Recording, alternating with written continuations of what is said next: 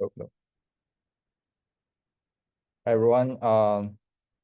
Yeah, so today we're gonna talk about like some domain-specific language modeling, where we will focus like code generation and mathematical reasoning. You know, nowadays we do have we build like very general language models, but meanwhile we really expect our models to kind of um, solve some very challenging domain-specific problems. For example, many of you may have already like use some code assistant tools when you like write code or debugging. These kind of tools are really fantastic. And for math, I think you may have saw like the recent release of GPT-1 model, which kind of try to solve very complex reasoning problems. And mathematical reasoning is one of the most important reasoning problems. So that's the reason why for today's lecture we want to talk about like these two important domain-specific language models. Um, cool. So like again, so it's still we'll for this lecture we'll still mainly focus like how to build language model, especially large language models to kind of solve the code and math problems.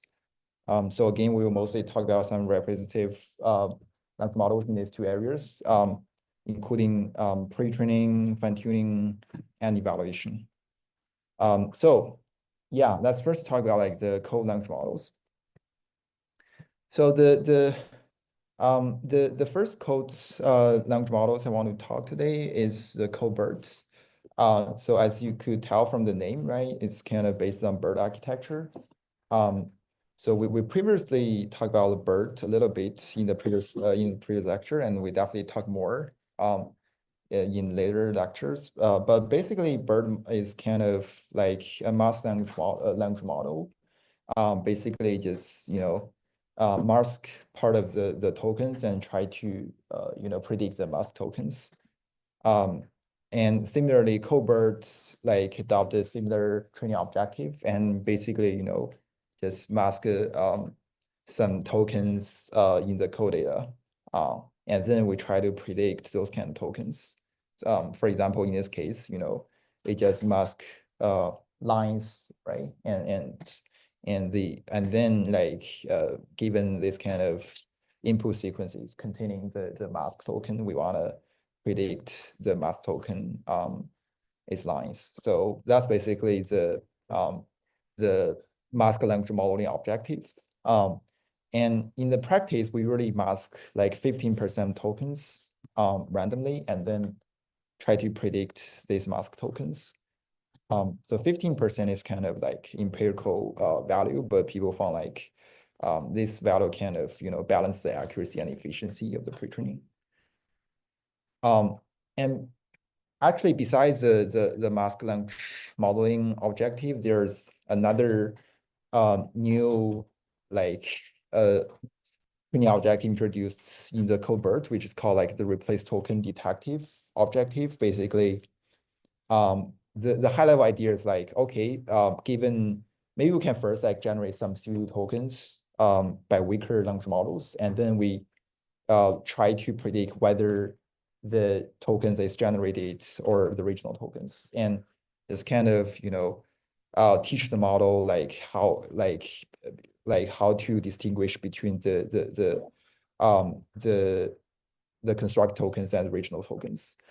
And in practice, they just use some very basic language model, for example, like the n-gram language model to generate those kind of replace tokens.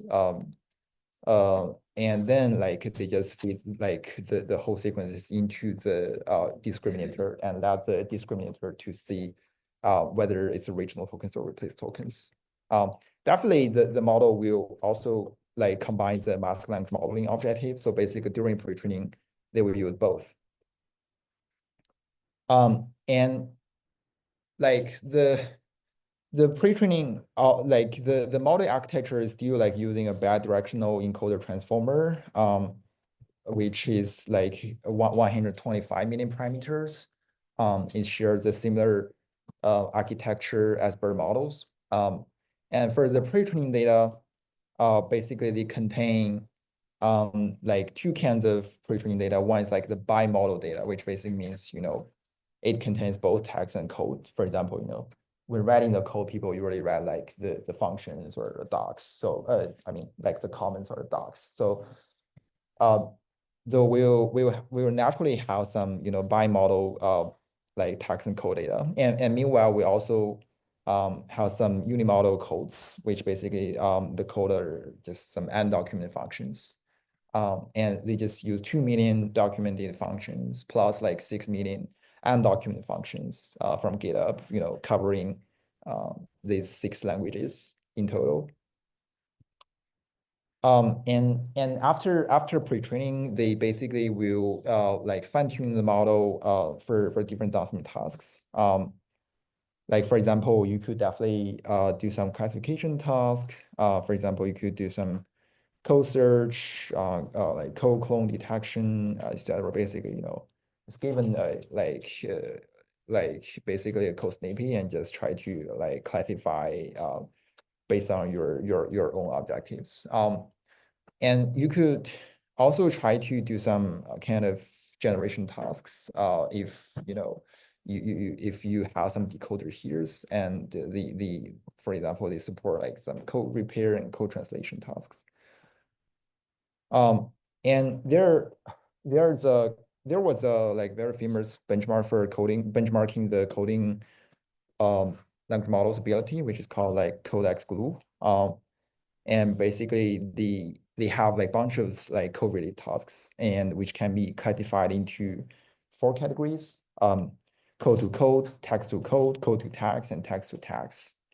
For example, for the code to code, right, we can do some code translation, maybe basically like maybe given a code snippet in one language, for example in Java, and we just want to translate the code into another language, say to Python.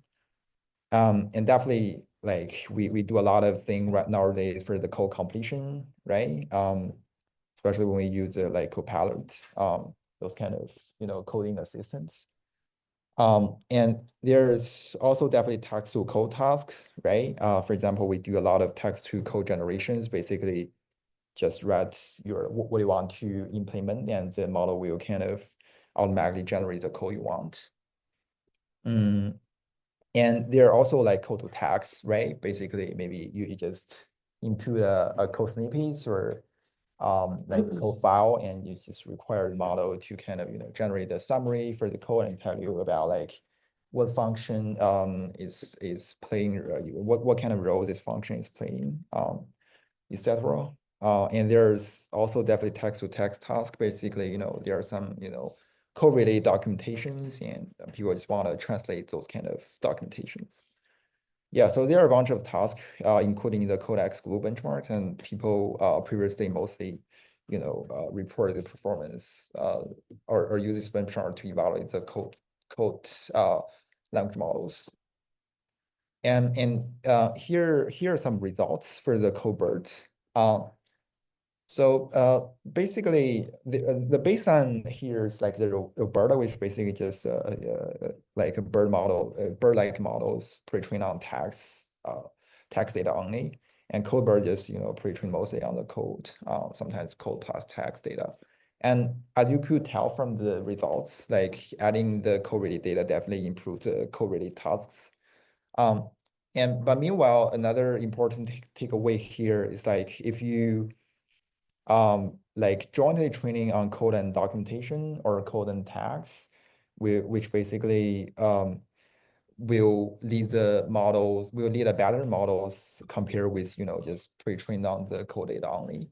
And another takeaway here is like if you initialize with a text only model, see the Roberta, instead of training this model from scratch, you basically obtain a better model even for the coding task as well.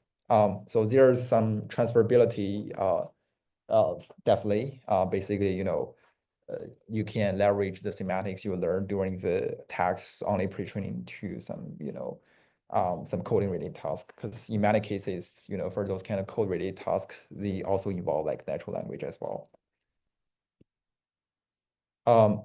Yeah, so there are also some other kinds of tasks. Like for example, here is also like function to docstring. And you could definitely use this model for the like some probing task, basically, because it was trained on like the mask language modeling objective, right? So you could basically probing a mask token to see what kind of tokens it should be here. All right, so this is Colbert. Um, yeah, pause a little bit to take any questions. Yep. So during the training, do they only pass the text and the code? Is there any other representation of the code, like some kind of low-level representation, for example, stack trace or ASTs? Like, do they take those into the training data? So the question is like during the pre-training, whether we just want we just input the code only data or just we have some other more fine-grained or other representations of the code. So in Codebert, they basically just use the raw code if I remember correctly, but there are some other related work or follow-up work which basically combine other different kinds of representations of the code to kind of improve the pre-training. Cool. We'll move to the next. So the next kind of model I want to introduce is called it's kind of like encoder decoder architecture. So before introducing it, I just want to briefly talk about this kind of T5 model, which is like encoder decoder model developed by Google. So like basically the it's still it's kind of like the objective here is kind of similar to the mask language modeling, but instead of just directly only predicts mask tokens by using an encoder only architecture, it's using an encoder decoder architecture. For example, in this sentence, the original sentence like, thank you for inviting me to your party last week. And we basically just, remove part of the tokens and just mask the tokens with some, placeholder. For example, here is X and Y. For the targets, we just want to predict X as for inviting and Y as lost. And we just input this blue sentence with this green sentence with X and Y placeholder, and then we just want to like generate the sequence X for inviting, Y for last. And there are definitely some other like objective during the T5 pre-training, but this is the most important one. So based on the T5, people developed the code T5, where basically it's still like pre-training like T5, but it just adds some like code related pre-training task objectives and using the code data. So here besides the predicting the mask tokens, there also like add some like so-called identifier specific objectives. So like when we write the code, we usually like have many meaningful variable names and function names or some other kind of identifiers. And the intuition here is like those kind of identifiers could help models to learn the code semantics, right? So that's the reason why they just add this kind of, identifier specific objective to learn during the pre-training. And for example, for you could see the B here, right? And it's called like the identifier tagging. Basically just, given a sequence, we just want to predict whether it's one or zero. So one represents the identifier and zero represents it's not an identifier. And there's also kind of like the mask identifier prediction. Basically, we have like bunch of masks here, and then we just predict like, what kind of identifiers of this mask. And there are definitely some like bimodal dual generation. Basically, you just want to give a text, generate the code, and then go given the code to generate the text. And the like compare with Codebird, I think they use larger training corpus, which basically including like the code search net, which contains like six programming languages plus BigQuery. So there's like total 8.4 million instances, and they have like two parameter size. One is like 60 million, or is like 220 million parameters. They don't initialize from T5 because they think T5 tokenizer does not like preserve the code specific symbols. So they just build a tokenizer from scratch.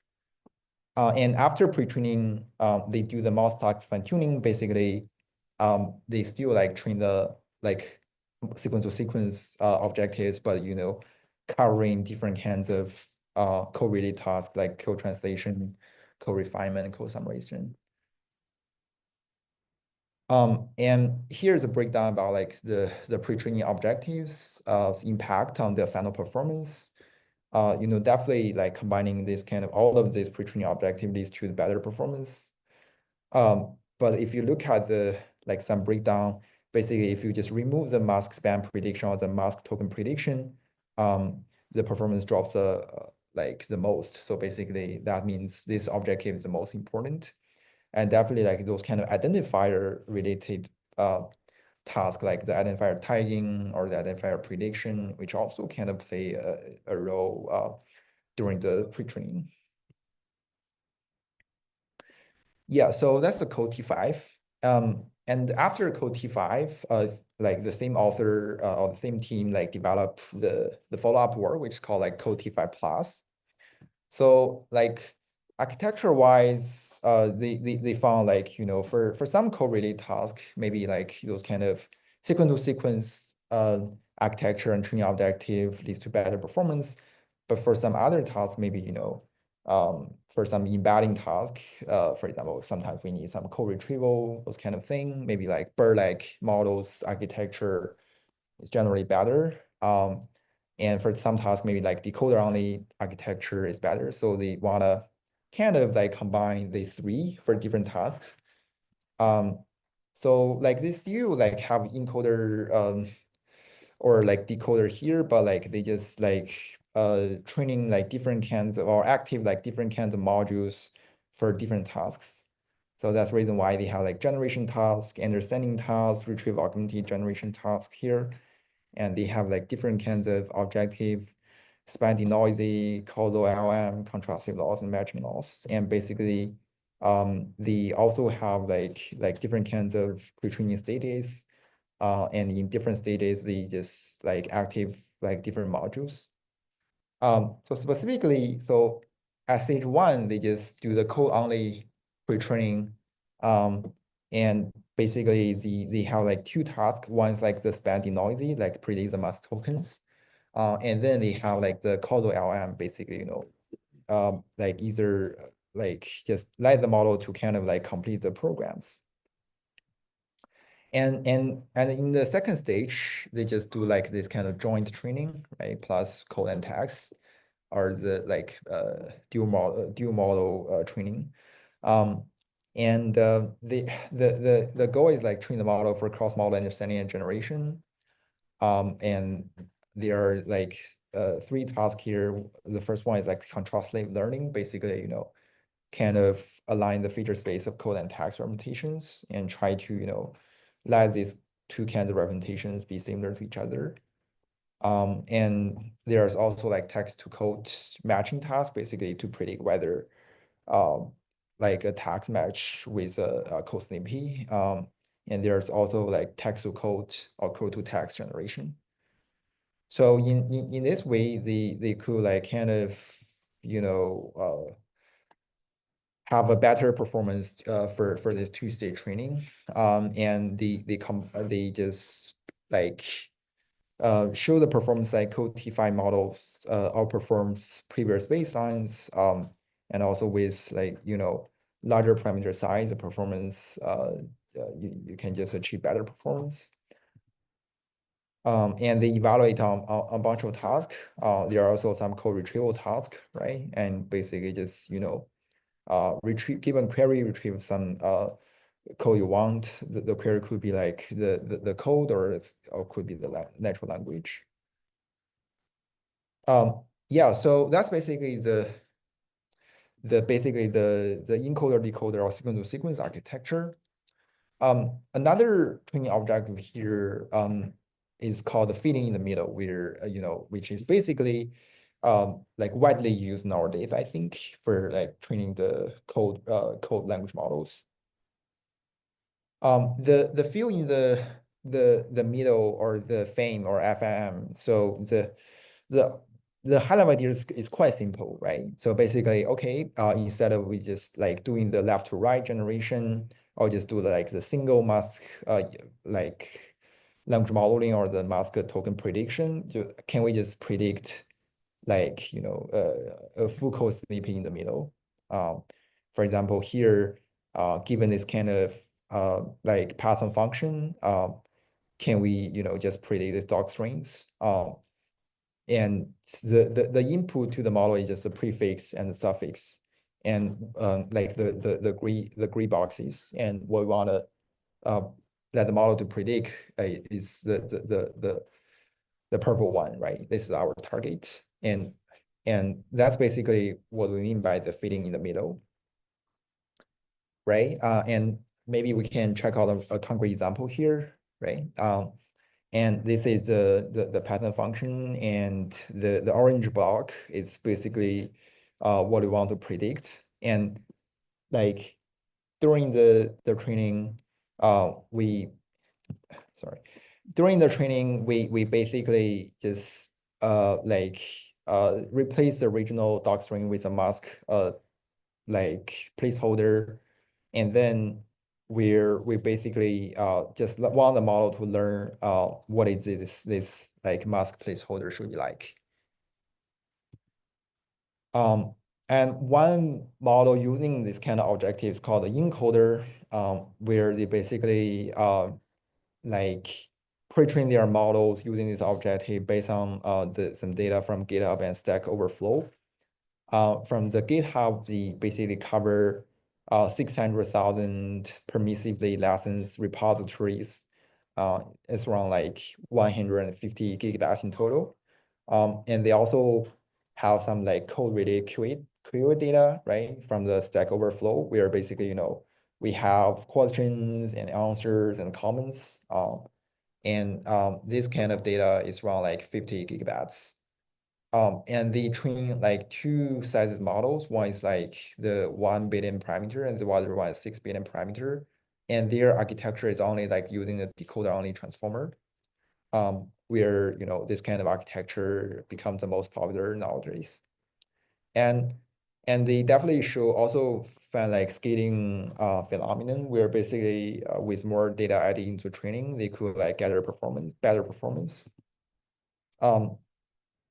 There's definitely other inflating coding model training objectives. For example, there's model called like the standard coder, and there are also like fully open source model called like StarCoder, and also StarCoder V2, and definitely like build based on Llama. Meta developed the Llama model, where basically they continue pre-trained from the Llama models on the code data, maybe 500 billion code-ready tokens, and then they build the Llama models. Yeah, I mean, like the fill in the middle objective right now become like the most popular objective for training the codes really like the code related language models. Because people found like using this kind of objective, like we could like finish many code related tasks, and meanwhile combine just predict the single mask tokens, or just do the left to right code language modeling. This task could help the model better understand the context. That's the reason why they adopted this training objective. I just want to pause a little bit, take question. Yeah. Data points, maybe like if the middle part is too long, isn't there like multiple valid answers? Like how do they do that? Yeah, so the question is like, what if when we like construct the training data, part of the the mask part is too long, like how can we construct the data? So I think firstly there are some like rule-based methods to like help you to kind of construct those kind of mask positions. And on the other hand, definitely there are like possible answers for your mask places, but when we do the training, we just based on like the original training data instances. For example, like definitely there could be like multiple choices, multiple answers for the code snippets, but we just like try to let the model to learn like what the regional data be like. So yeah. Cool. Then I'll go to the next. Yeah, so the next model which is developed by OpenAI, it's kind of an early OpenAI model. It's called the Codex. It was developed like maybe around like 2021, like after the GPT-3. So basically, they continue train the GPT-3 model, maybe 12B, on like 160 billion, 160 gigabytes Python data from GitHub. And actually, like later on, the GPT 3.5 models are trained on like kind of mixture of code and text.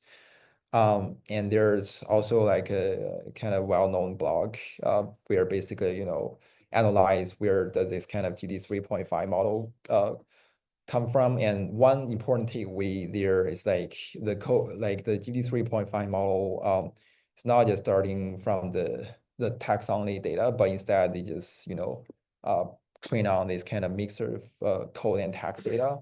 And later on, people also found the like training on mixture of like text and code data has a lot of benefits. For example, like adding some fraction of code data will like let your model become kind of smarter or like kind of achieving better reasoning performance, where we basically will cover in later slides. And the pre-training objective here is at that time was still like left to right. So basically just like similar to the next token prediction, right? Just basically predict what is the next token should be like. And still like they develop or they kind of verify this kind of scaling laws on these code continue pre-training.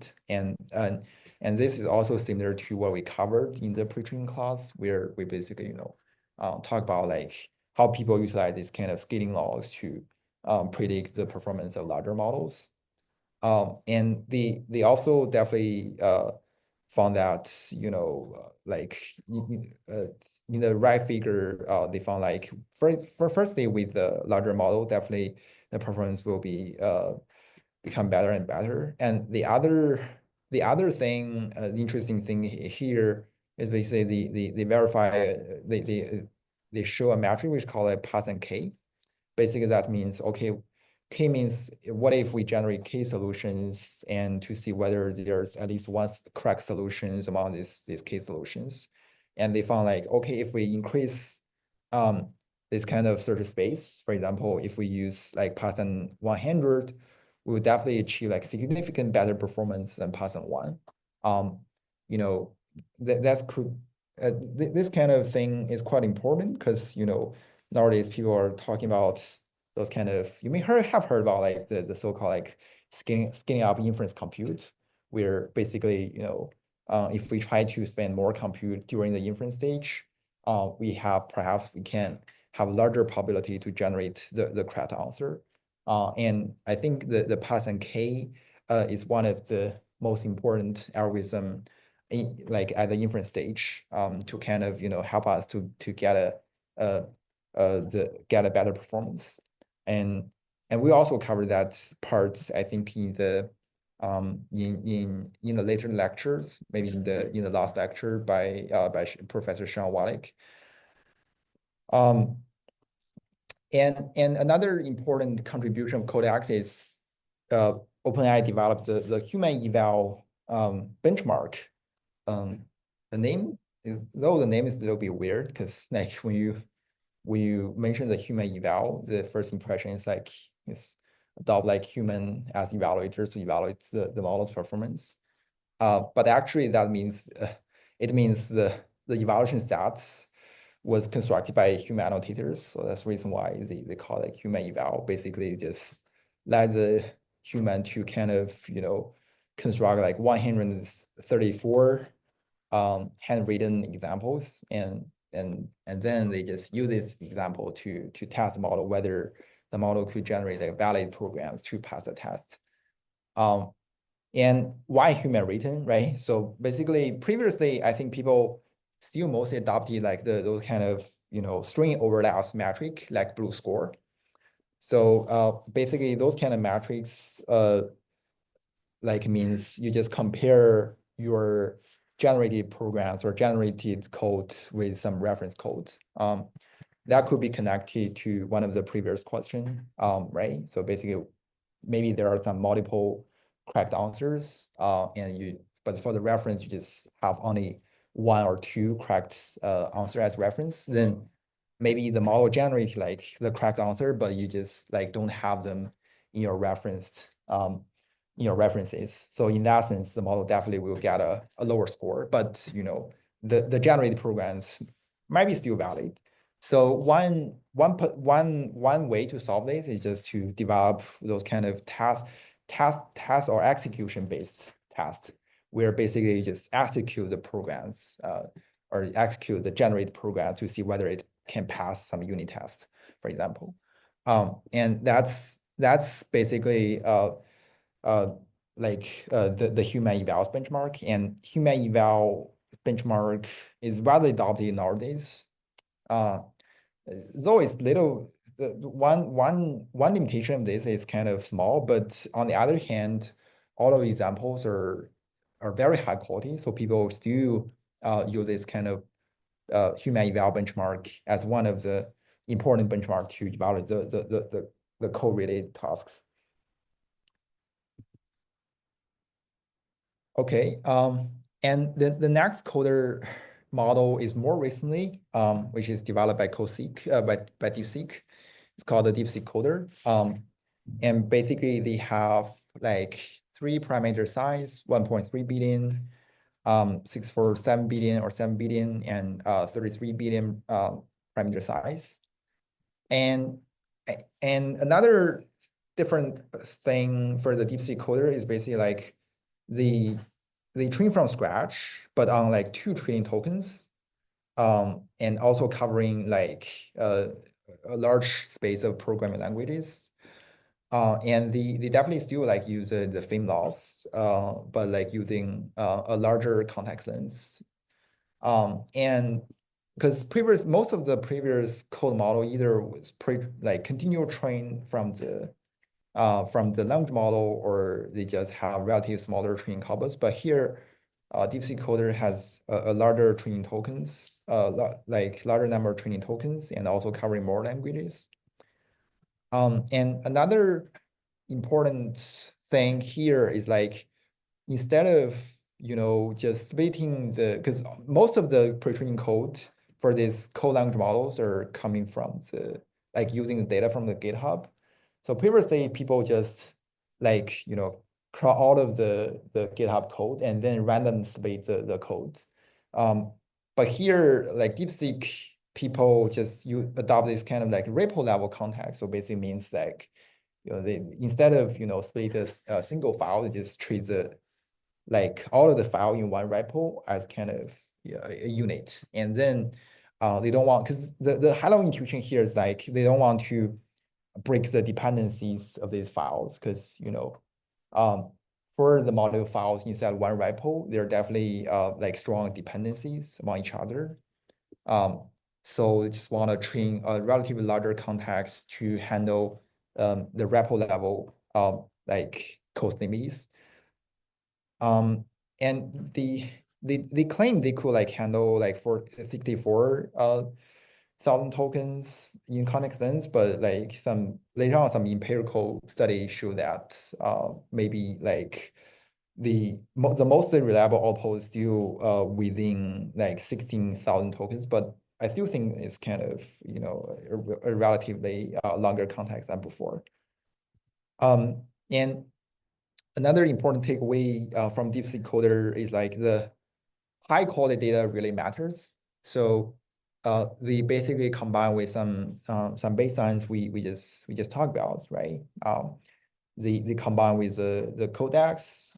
They compare with codecs. They compare with the encoder and start coder, and they see, okay, first they definitely with more data, their performance become better and better. But meanwhile, if you just compare like similar number of like training tokens. Seems that DeepSeek coder training corpus has a better quality. That's the reason why they could lead like a better performance for the downstream task. Here is using human eval. In passing one, it's an evaluation metric. Yeah, any questions so far? Yeah, sure. Particular advantage that that's by choosing not to like do the continual training sort of thing and then like training from scratch on just like purely code based. So the question is whether we want to choose like continue pre-train from a text language model. We just want to train from scratch. Is there any benefits, or like how can we compare these two scenarios? So firstly, I think from my perspective, from my experience, I think as long as you have relatively larger training tokens, then perhaps like starting from whether starting from scratch or starting from a text language model does not matter that much. The most important thing here is still like the text, the quality of your text corpus, of your training corpus. But one potential thing observing from the DeepSeek coder is like if they starting from scratch, but just focus on the code pre-training, they found like their model could achieve a little bit better performance than like training from the text language model. But on the other hand, there's some trade-off. So, because like the DeepSeek coders models performance on some general text downstream task is relatively bad compared with some other baselines. So yeah, but I think the more important thing here is just as shown in this slide, like as long as you have like high quality data, maybe like that's the most important part. But yeah, whether training from scratch or starting training from a language model, there might be some trade-off. Yeah.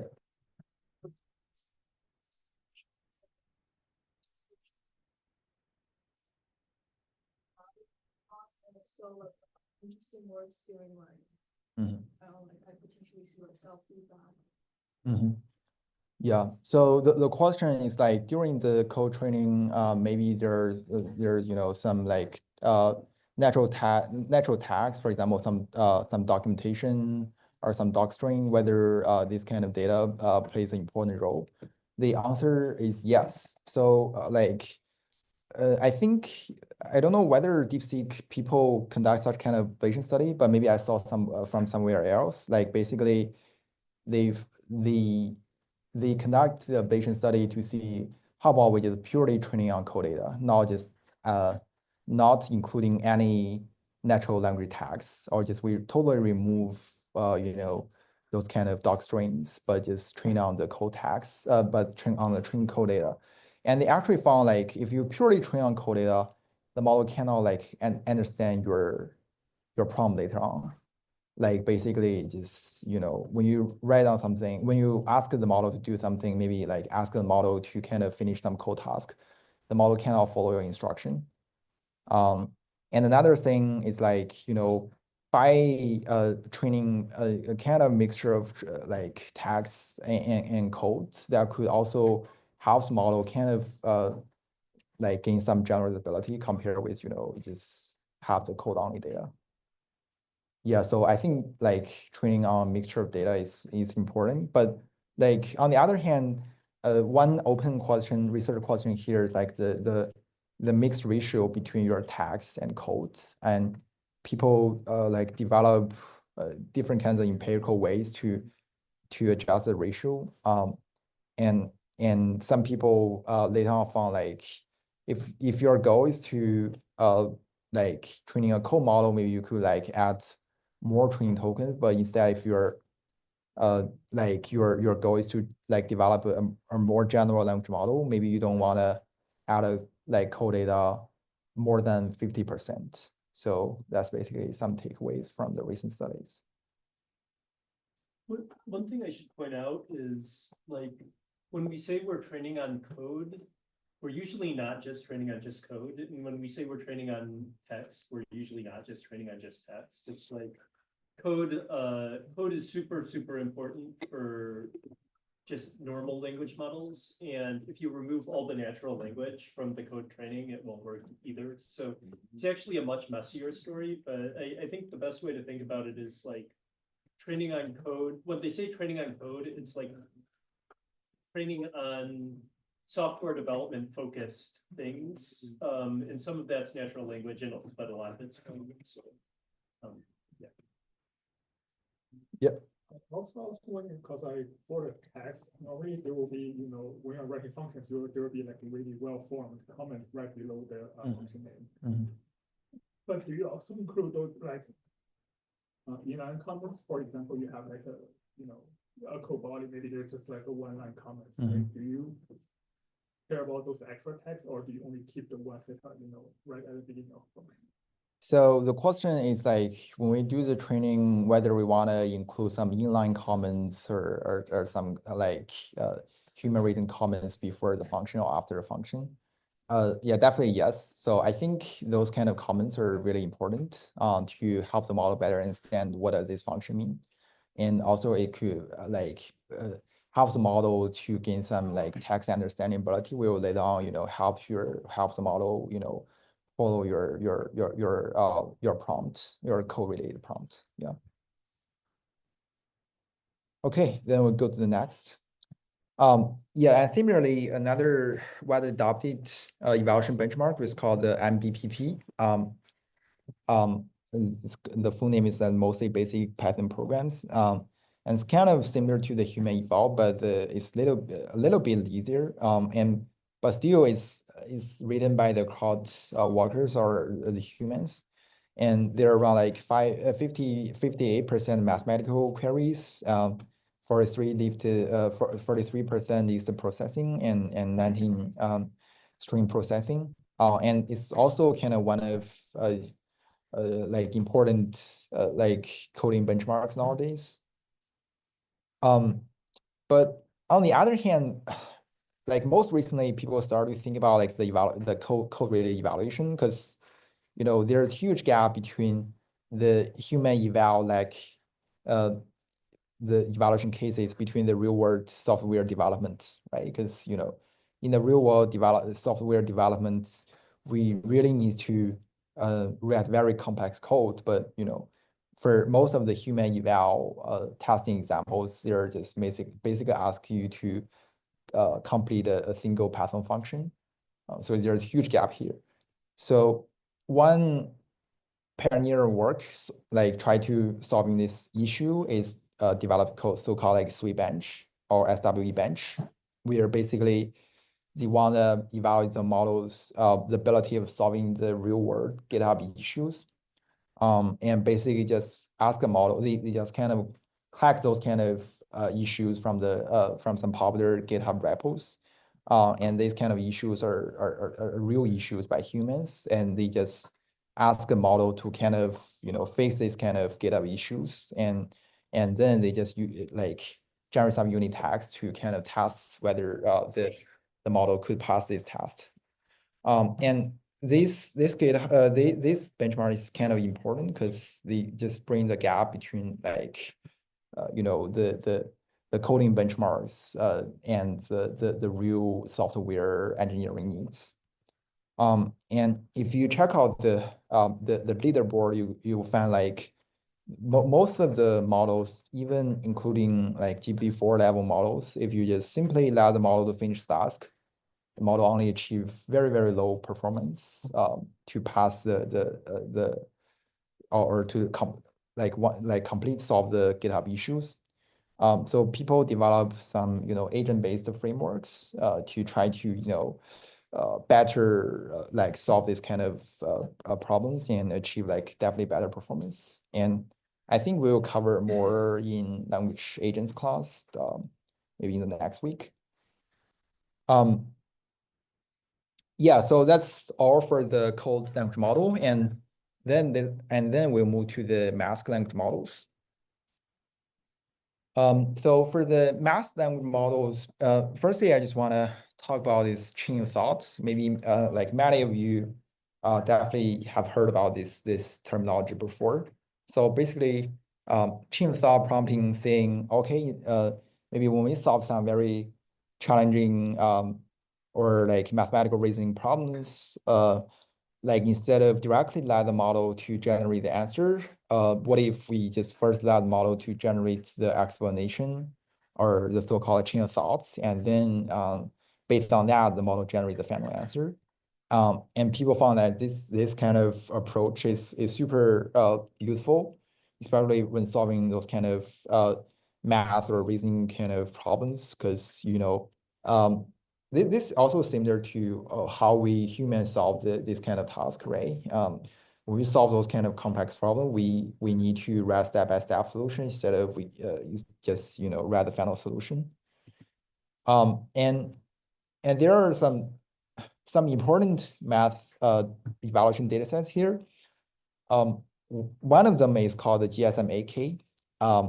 The GSM basically just means the grade school math, and AK just means 8,000 examples. So that's the name of this data sets, and basically just conclude the middle school math word problems, and they have some NLP solutions by humans.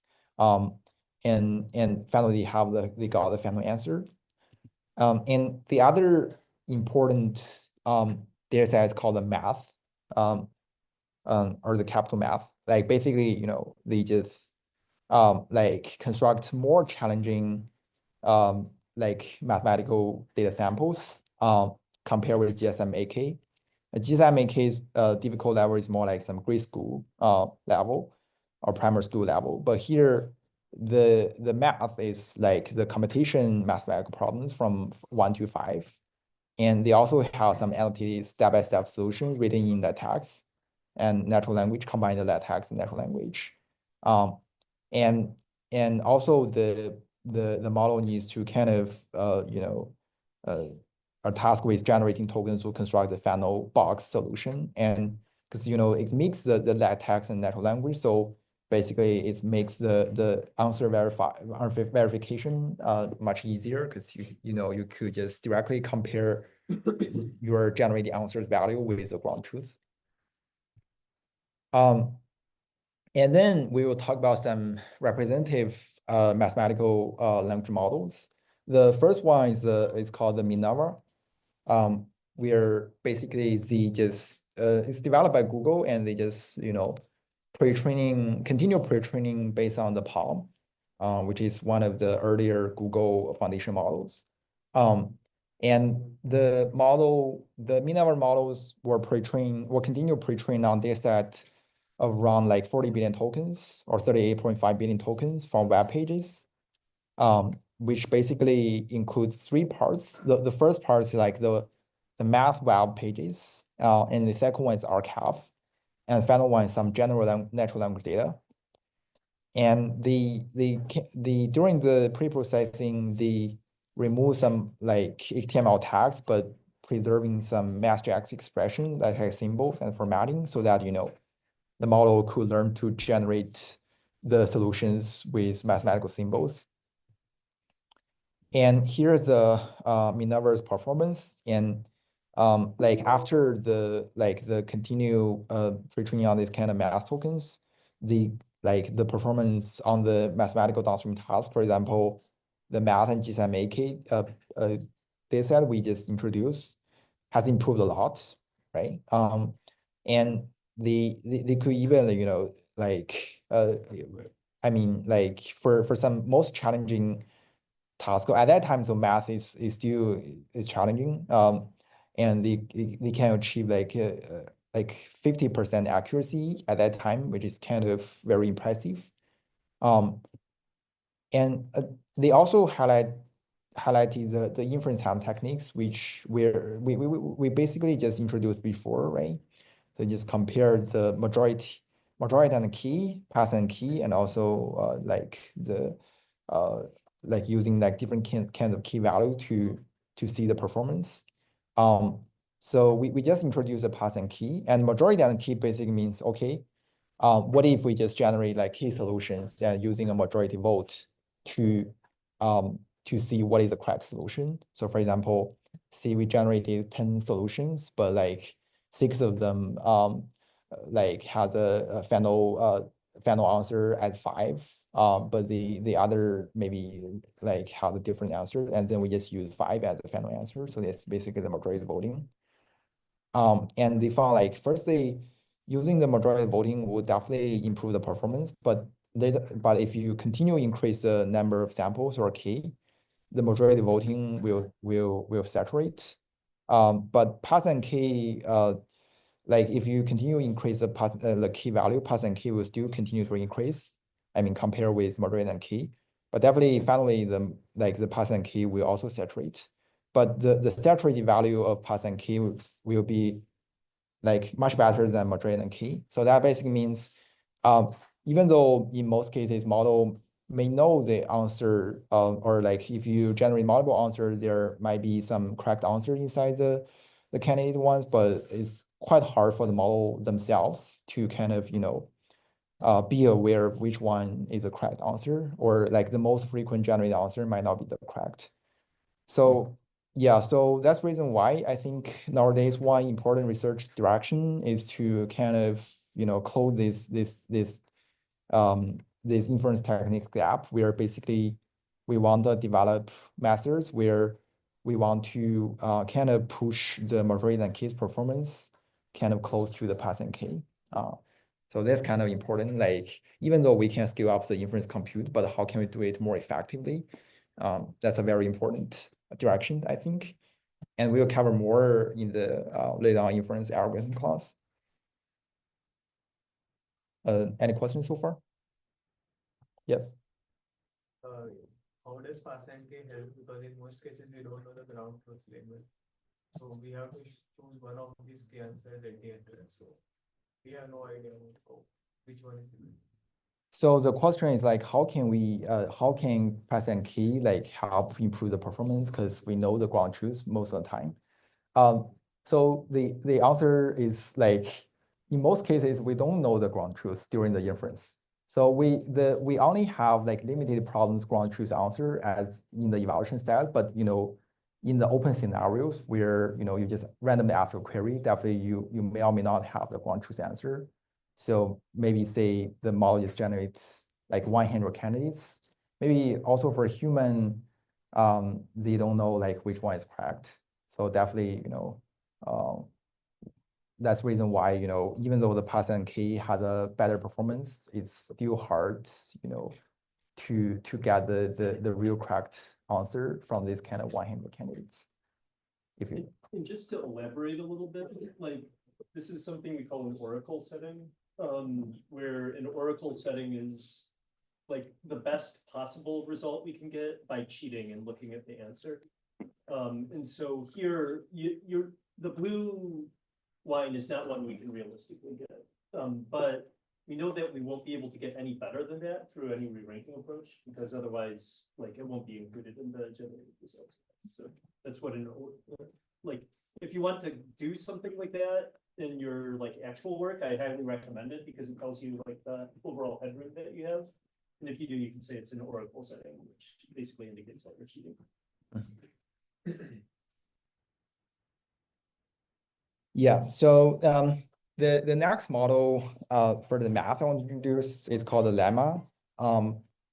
Where basically the lemma model is also kind of mathematical domesticity model, and they continue pre-train from the code lemma, and they just could use a relatively smaller training flows, but achieve like much better performance on mathematical downstream tasks.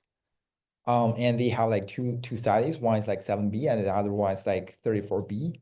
Where basically they just start from the lemma 7B, code lemma 7B and the code lemma 34B, and then they constructed a corpus, which is called the proof pile 2. And the corpus, the total size of corpus is around like 55 billion tokens, and which basically include the three important sources. One's like from the algebraic stack, and this kind of the code related or the mathematical code related tasks, code related corpus. And the other one is like the open web math, where basically like people filter some mathematical tokens from the common crawl. And we'll introduce more details in the next slide. And the third one is the archive, where basically, because there are a lot of mathematical symbols inside the archive papers, and just want to like utilize archive papers to kind of pre-train the model.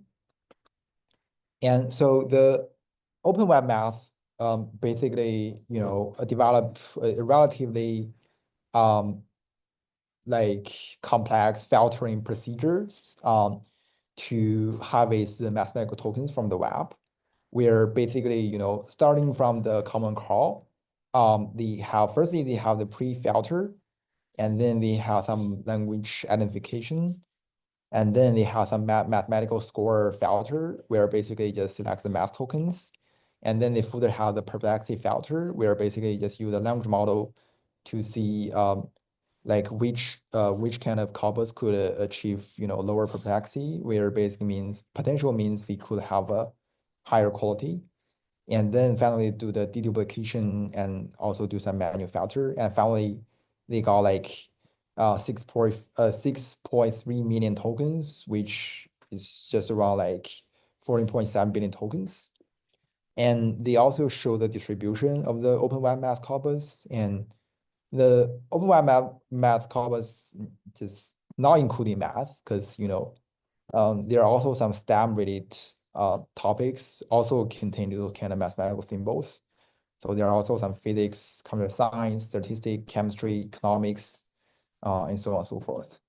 And they also analyze their URLs, where basically like many of the data coming from the forum and educational websites, and also some of the blog papers and the reference, because this kind of domains usually contain those kind of mathematical symbols and higher quality data. And here's a landmark performance. So, yep.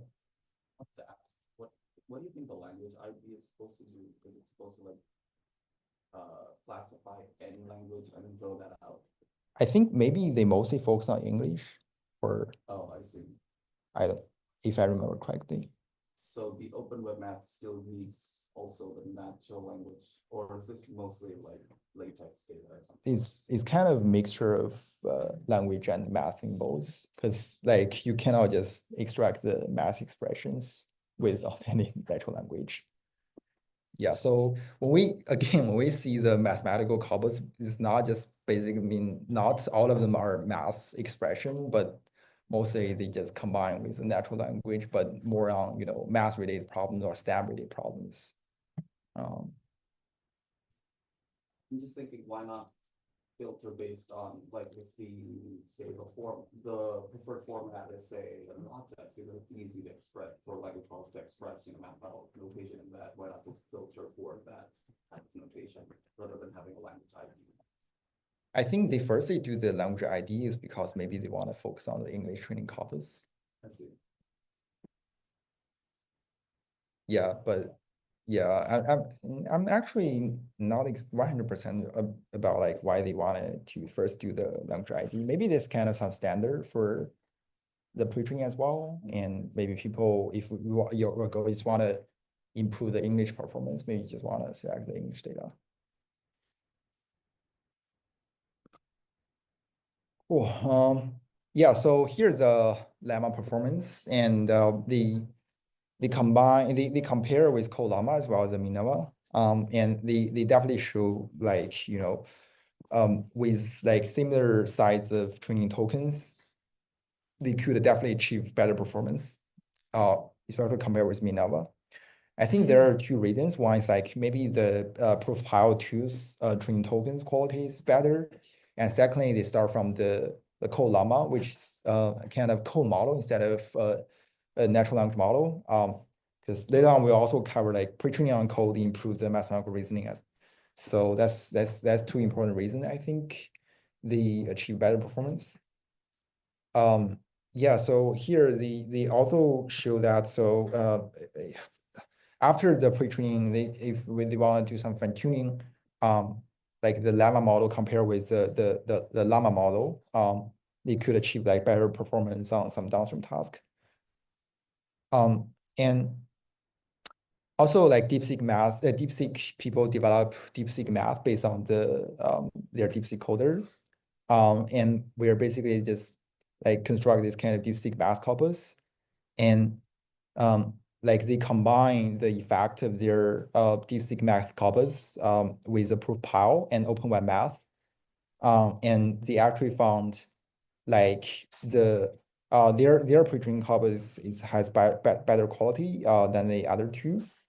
And the technical here for how they construct this kind of DeepSeek math corpus is basically like, first they have collected some mathematical related data or some C data, and then they train a fast text model, which is basically the embedding based model, and try to see for the C data, they just label them as positive, and maybe they have some negative data, which is kind of like low quality data or like non-math related data.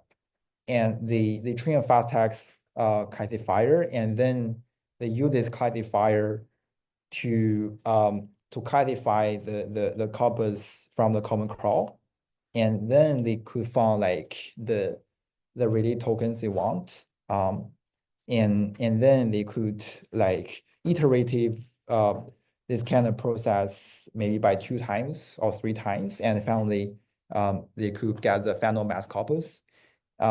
And in that sense, they could like construct very high quality math corpus as long as you have a relatively high quality of C data as well as like a strong fast text model. Yeah, so they show that their performance is much better than the other previous models. But more importantly, as I said, the Bayesian study here is very interesting and useful.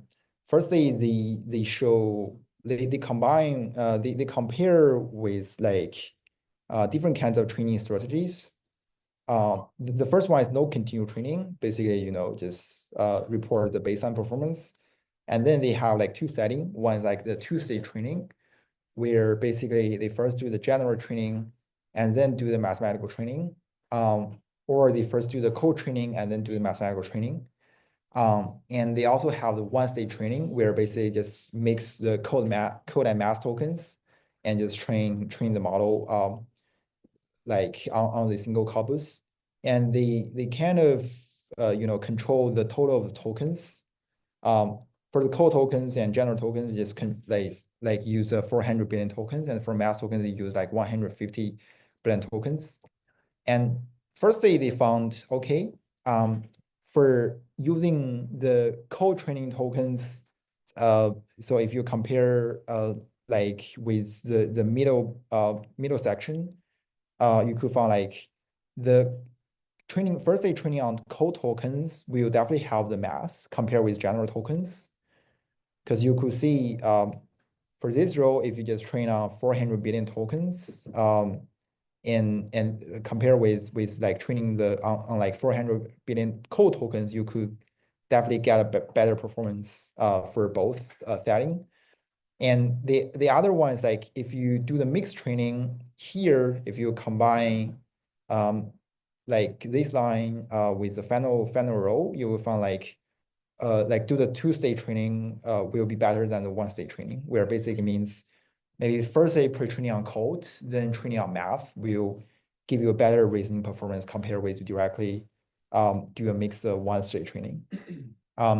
One possible explanation to this is like, code data is more like some structured data, and it's naturally, include some human insights for solving complex problems, in a better or in a structured way. And like model could, learn to like solve these kind of complex problems in a more structured solution. And in that sense, it could help improve the reasoning performance of the mathematical reasoning. Any question? Cool. Yeah, and since we talked about like the code and math, and another interesting idea is like in the previous slides, we mostly talk about, okay, just leverage, using natural language to solve the mathematical reasoning problems. But like, how about like we directly writing programs or writing code to solve mathematical problems, right? So that's basically saying, okay, instead of, we just like verbalize those kind of natural language solutions, how about like we just write programs and execute the programs to get the final answer. That's basically what, like, there are two concurrent works. One is like the program aided language models, or PL, and the other one is like program thoughts, where basically their head of idea is just like kind of similar, just write code to solve the mathematical problems. And this is kind of effective, especially, for some problems which require you to do some very heavy computation. And also maybe for some cases, there are some very easy to use, or like, some existing Python package you could leverage. And then for solving those kind of problems, just writing programs is much easier and simple compared with, just writing language to solve. And then another idea is like, how about like we combine both? Like maybe we could like teach the model to solve the problems, like solve different problems using different ways.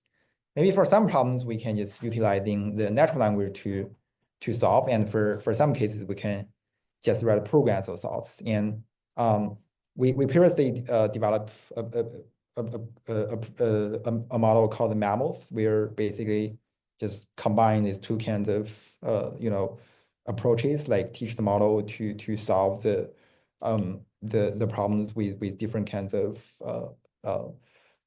thoughts, or and we actually found like using this kind of hybrid thoughts instruction tuning will lead to better performance compare either single COT or like POT or program thoughts. Yeah, so I think that's all for today. And any questions? All right.